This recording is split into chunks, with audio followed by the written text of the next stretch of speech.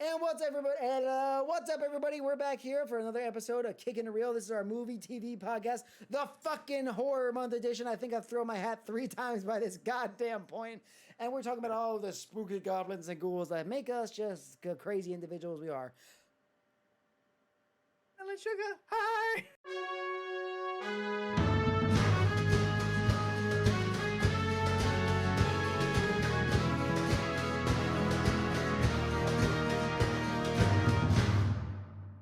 Well, we're back here, back on Kickin' It bad, Real, but- our weekly movie, TV, and just a crazy fucking media show where we talk about all that shit and, to explain why to our therapist we have so much mental damage. I was hanging out with my wife before she was watching Courage the Cowardly Dog, and I'm just like, yeah, this all makes sense now.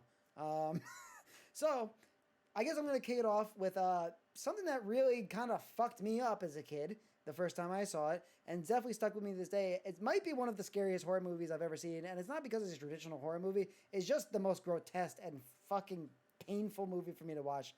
Silent Hill. If y'all have never seen it, based on a video game, Great movie. yeah, based on a video game franchise, it might be one of especially for the time, one of the wackest, just out of, it's like a weird horror movie, Yeah, totally. you don't know what's going on for a fucking second. It fucking plays really cool with religious and cult themes. And also the imagery is just the most brutal, raw, disgusting thing. If you've never seen it, spoilers obviously, but fucking Pyramid Head as a villain fucking picks up a woman, and I'm like, all right, he's gonna cut her head off. Takes her skin and rips the entire thing off. There's fucking just grotesque themes. The cult is horrifying. Oh, it's just it fucking shakes me to the core. Yeah, what are y'all thoughts on just Silent Hill? I don't know if I ever made it through that whole movie because I think, when did that come out? Early 2000s? Yeah, I don't think I was super into horror movies when that came out, and I think You got started it and got too scared. yeah, and I don't think I've ever gone back to rewatch it. 2006. Oh, yeah. Yeah. You should go back and watch it. It's I'm not gonna say it's like there's some plot things whatever that could be whatever, For and sure. if you're a fan of the games, it's I love Silent Hill 2, the game, and it doesn't always fit the storyline, but it's still one of my favorite horror movies because just they nail the aesthetic. The fucking creature designs are so fucked up and good. The nurses, dude. That Yeah, scene, the nurses. that they react when you move. Oh my god! And the Yeah. faces of the nurses. Dude. The There's those things that are headless and zombie Oh my god! Fuck that shit. Yeah. The janitor, all tied up in the barbed wire. The barbed wire at the Yeah. end, and Yeah. also just again. I mean, we talked about Turnstile earlier, a mystery, right? But when you fucking come in to this movie, it's just mist. You have no idea what's up with this town at all. And I think it's one of those movies where, I don't know, I'm sure you guys do this too for every movie, right, or show. You put yourself in it and kind of picture what you do. Yeah. But it's not a lot of movies that are I don't know, overtly horror. You can't relate as much. I'm not saying that I relate to fucking Silent Hill, but This yeah. is your experience walking through Brooklyn. yeah, exactly. To get this show last night, exactly. Yeah. But I think about that. Imagine you have a kid and you're out there. You just it's the feeling of losing a child, right? You have no idea where they Yeah. are, and what do you have? A radio, and you're a fucking town of mist, and there's a religious cult coming after you. Fucking horrifying. So yeah, Silent Hill. I try and rewatch Yeah. it every year if I can, but Yeah, I love how they don't explain much at the beginning. You're just kind of thrown into this weird world. oh, goddamn. And then the sequel fucking sucks. I'll say it. Yeah. But Yeah, the sequel's not well, good. yeah, horror. It's not movie. made by the same people. Yeah. But yeah, and I love too how the ending's kind of a fucked up ending too. It's not a happy ending at all. No. Don't they end up She's basically just stuck in forever. purgatory essentially, right? In purgatory, yeah. And It's a bad ending. and then Which is kind of the best horror movie endings because it's true horror. They don't win basically. They win in the plot, but then realize oh wait, we're still fucked. yeah, and just that scene in the fucking beginning when she finally finds a friend, the cop, Yeah. and then the cop just gets fucking brutally murdered. Oh my god, no, just don't take me back, but also take me back because it's a fucking great watch. And I totally recommend playing through Silent Hill 2 because just like the themes, because like the greatest thing about the game is that like it's basically like a psychological horror where all the creatures in the world are all related to the main characters. Like so Silent Hill like basically takes your whatever emotional or trauma things that have happened to you and like like makes a physical world out of it. Oh, Right. So all the creatures, like the nurses and stuff, are kind of related. And it's the one thing some people don't like about the movie is that in the game it's like very specific to his mindset with all the nurses because like dealing with his wife who has like cancer or something. holy shit. Mm. And so like the nurses are like a physical manifestation of that, like him being in the hospital the whole time and all that stuff. Right. Yeah. So I totally recommend playing the games That's too. kind of interesting. Question, Yeah. Omar, where you're talking about playing the games, because we are playing horror games for Spooky Month, and we have the new series Missing the Boat, where we go through the games that we've never played through before. Where could Ryan and I, if we want to stream that or play Silent Hill 1 and 2? Are those available on Steam at this point, or are they just locked away?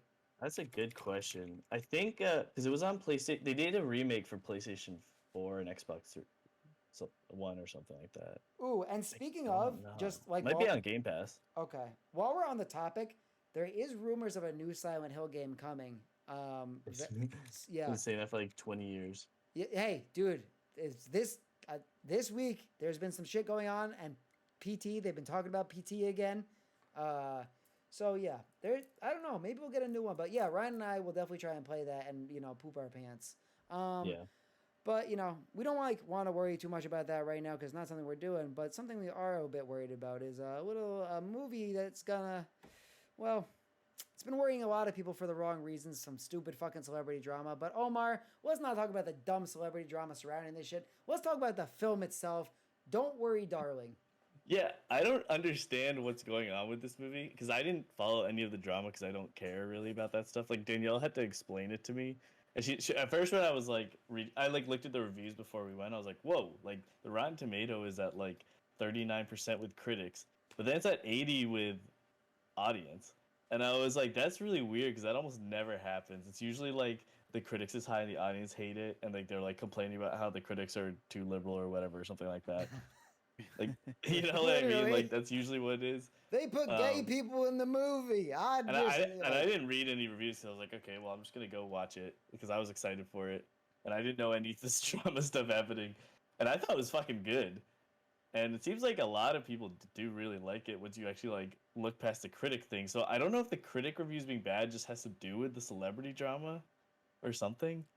Right. Now, on the I mean, go ahead, Ryan. I don't know really much about the movie. I just heard it didn't have Without that much plot that went anywhere. I don't know if that's true or not. That is so not true. Like if Okay. anything, it's the opposite. Like I thought it was gonna be a plot that like they never explain it, and it like I was so worried the ending wasn't gonna like you weren't gonna know what it is, but it was Right. like totally the opposite for me. Like they like explained everything, and it was like a satisfying explanation. Because it's kind of like a Twilight Zone kind of story where it's like, I mean, the main premise is like it's like there's like this perfect town in California, and all these people are working for this mysterious. It's very like Twilight Zone. Like people are all the men work for this like mysterious project, and all the women are like sort of like it's like as if everything's back in the 19 like I don't know 50s or something like Jeez, that. Yeah. So it's kind of got it's not necessarily dystopian or anything, but sort of like from what I Well, they have like the perfect life, but like you can just tell the whole time like something's off. And so like for the start of the movie, is just building that part. Like you just feel something off, and it gets weirder and weirder, and things start breaking and breaking. yeah. And I don't want to like explain too much yeah, you because can't it's give it like the away. twist is, in my opinion, really good. Like it's somewhat predictable, but then it has an aspect of it that's like a unique twist on it. Yeah. Like you know the town's gonna be fucked from the very beginning. Like it's obvious and obvious from trailers. Yeah, But like how they have the twist happen, like I felt it was like pretty original. I have a question for you though. Like, did Harry Styles spit on Chris Pine? Yeah, so that's what the drama's about, right? No, it's like about because like Harry Styles said at a show, and I'm only saying this because I know the knowledge. My wife is a Harry Styles like stan. She just saw him, fucking. I think she paid like $300 to see 4 shows. She did say it was the best experience of her life. Fuck yeah. But I think he like said on stage like, oh yeah, I'm gonna go over to like spit on Chris Pine, which was like joke because like that didn't happen. Apparently it's between like some of the other cast members and shit, and there's just like stupid fucking celebrity ego bullshit. What the fuck ever. But regarding like the ratings, right? Because kind of getting like circling back to that, right? You were saying that critics viewed it like rated it like around the 30s, and then fans voted around the 80s on Rotten Tomato, right? Yeah.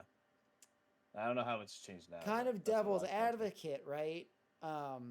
Do you think the 80%, because it's fans who are Our like, Harry Styles fans. are, you know, they're celebrity fans and love Harry Styles, do you think there's like the blind loyalty aspect? Like, I don't It know. could be. You know? I would say the movie for me was like a solid 8. Oh, out of 10. that's big. That's like sick. I feel like most of the time the critic reviews and the audience reviews don't line up. They're usually opposite. Yeah. For And sure. like some ways I get it. Just because I like a lot of like artsy movies, like critics tend to like those more than like audience reviews. And sometimes like I kind of felt like this movie was artsy enough, but like fun and like exciting the whole time. like digestible for like everybody Yeah, kind of thing. yeah. Whereas like So I don't know. I thought it would be more even, but it's Yeah. weird. Yeah. like you're talking about like, you know, if you're talking about like, you know, a lot of the art house movies nowadays like are Oscar Like, bait. we were just talking about Witch earlier. Like that one's just too like that's so artsy, and I could see why people would hate it. Yeah, like there's a lot of Oscar bait shit that comes out every year, right? That's Yeah. like literally so artsy just to try and break Yeah. some type of stereotype, or not stereotype, of like stereotype of film, and like receive an award. But at the same time, it's like, okay, it's, you know, popcorn flicks have the same fucking worth, you know. So Yeah, yeah. I feel like kind of having that like kind of mix is kind of sick. We gotta see it And for ourselves. I'm someone who likes both. Like sometimes I like watching like a slow artsy film. For sure. Like, I like The Green Knight, for example. A lot of people didn't like that. oh, I still gotta watch it. Yeah, I haven't seen that. it's very artsy. Like it's very slow and like vague. It's like Yeah. an epic medieval film, and like cinematography is like top tier, but the plot is definitely slow and vague. Hell Right. yeah. Yeah, All right. So- I feel like This movie felt like it had the energy of a like blockbuster film. Like it was pretty fast paced. Like it didn't feel slow at all. Yeah. But it felt very artsy too. Is it, do you go ahead. guys feel this way? Like, and there's so many drama series the last 20 years, like, you know, Breaking Bad style shows, that I'll go to watch a movie now, and even if it's slow, like a slower paced movie, it still feels too fast. I can see that, yeah, Oh, because we're so yeah. used to like I'm 8 so used to hours. just Of, character building over Yeah. multi, Suspense. Yeah. you know, hour-long episodes for 10 hours in a season or whatever. yeah, And then you try to fit everything, a whole storyline within like under Yeah. 2 hours. Like no matter what, it feels rushed to me. I can see that. 100%, dude. And that's why there's so much like specifically like, in the games, like games becoming movies. That's why it's such a fucking problem, because you can't fit a 40-hour, like there haven't been really that many successful game movies yet. You can't fit a 40 to 80-hour story into an hour, you know? Yeah, yeah. Like realistically. Which is why I'm excited for Last of Us, because that's going. They're doing an HBO show done by the Chernobyl guy, and it looks dope. Yeah. Great. That was a great series. Yeah. Yeah, So. Ryan. I'm gonna gatekeep now. I'm gonna be horrible because I told my wife the same thing. You gotta play the game before you watch the show. He's gonna play the show first. He's gonna play the show first. He's gonna watch. I'm the gonna show. hit play. Yeah, yeah. I'm gonna next time I come up, I'm gonna drop off my PS4 and yeah, we'll stream some shit. Because I feel like Ryan, that will have such an like you specifically. I think that game will. It's have- like better Walking Dead. Yeah, and So I'm like hoping the show lives up to that. yeah, it will have such. I Like, keep seeing previews. and Pedro Yeah, Pascal he's is fucking smart. phenomenal. So like, Yeah. yeah. So yeah, don't worry, darling. Omar saying everybody go see it. Don't worry I thought about it was really good. I don't know what's going on with the reviews. It definitely feels like weirdly reviewed right now, but ignore the I'm drama. not gonna say it was like the best movie ever, but it was great. It was fun. Yeah. So ignore the drama, you'd say. And it satisfied like the twist satisfied me. And That- as we know in horror month, you know, Omar gets satisfied by a lot of things. The Gremlins was, you know, are fine. Anaconda does it for him. We're here. Fucking hell. I think something on a bit of a different note. It might be a little less artsy. Definitely a bit more spooky. And I don't know the reviews, but Ryan, it had an impact with you. The Orphan. Oh, I forgot we were talking about that. while you're here. The Orphan, that's a movie with a twist at the end. Yeah. I mean, if you, I think it was based off a pretty well known story, a true story. But I can't give too much away. But essentially, the I know. How do you premise- talk about that movie without giving it away? right. Essentially, the premise of the movie is there's this orphaned Russian girl. The family adopts her. Chaos ensues because he's an evil little thing. Tagline: She's an evil little thing. I should just pull up the gremlin from before, but Yeah, follow the gremlin. yeah, Hashtag kill. yeah, it really does. Like, I think I actually have seen The Orphan, but I don't. It's a creepy ass. I thought I saw it with you, Harv. Yeah, definitely. I feel like we did see it. I feel like I remember the ending too. I might be thinking of like Hereditary or something, but yeah. Overall, Ryan, without spoiling it, I guess. I mean, you could say spoilers. That's what we do whenever I spoil like shit. All right, I'll spoil it. But the only thing is, like, if you're recommending this movie, spoiling it like really ruins it. All right. So how about this? Yeah, you're right. All right. So All right, I'm not gonna spoil it. All I'm going to say Go watch The Orphan. is that go watch The Orphan. I saw it. I think when it hit DVD, whenever years ago, and I was thoroughly surprised by the twist. Where does it rate on like your scale of like horror movies that like fucked you up and like scared you like entirely? Is it a top tier like fucking fucks you up, scary, like you can't go to sleep for the next week, or is it just like a good ass like composed film? You know? I feel like since the movie came out, it's been out for quite some. I feel like I've seen like variations of the plot laid out multiple different times, and I don't want that fact to deter me away from how highly I rate this movie. Okay. Yeah. It's So the movie will make you not want to adopt a child ever. which is kind of awful because there's so many children out there that need adopting. But not from me. Just kidding. Yeah. Well, hey, let's, when you are if you are a parent or a future parent that's interested in adopting, just, make sure the kid's vetted, I definitely do the whole. Well, it's kind of like the fear of like, have you ever thought about like, holy shit, like, what if I did have a kid one day and they just happen to be a psychopath, like a serial killer? Yeah, like, what do you do? It's just possible. It's totally possible. We have one on the fucking podcast right now in the corner. Look at the tinfoil on the walls. Oh my god. Yeah, but everybody, definitely at home, make sure you go check out The Orphan. Go have a good time there. I think yeah. But hey, that's gonna be the fucking Kicking It Real for this week. And that's been the Slappy Hour. That's been our fucking week. Remember, this is our horror month. We're having a great time. This is the last episode. Omar's gonna be on for a little bit. Yeah. So everybody at home, don't worry. We're also gonna be here. We're gonna be streaming some games. I'll be streaming all month. I'm gonna be streaming some spooky games with Ryan. Omar's gonna be coming on, and we're just gonna have a fucking good time. And remember, hey, we are over halfway to a Twitch affiliate. So hey, if you can't, donate to anything like that on our end, or you can't support us with your dollars, support us with a sub. So yeah, give us a sub, give us a like, and hey, we're not just on fucking Twitch anymore. We're now, every time we're doing a live stream, we're also streaming to YouTube Live. So go fucking check that out too if that's a better platform for you. Give us a like, share, subscribe, comment over there. Check that out. Our charity for this month and our cause, we're going to be donating to UNICEF Pakistan to help victims of the current floods that are going on, rebuild their lives, get them resources, food, water, safe place to sleep, medication especially. A lot of hospitals were destroyed, and they're really trying to get just like insulin, just very like basic essential to life. So please go to our About page or donate to them directly. But if you want to donate through us, when you're watching the Twitch streams, hit About, hit our Donate tab. We'll donate 100% of our PayPal directly to UNICEF Pakistan. And yeah, remember, check us out, Twitch, TikTok, YouTube Live. We're everywhere. And y'all, I just want to thank y'all, especially you two. I'm so happy we got to fucking get back together after being apart for so long. I love you both so goddamn much. And I'm so happy that we're fucking doing it Like it's a year of kicking teeth at this point, and I'm so happy that we're back, fucking back for horror month. Happy October. So happy Rocktober, everybody! KPNW. Cue the music.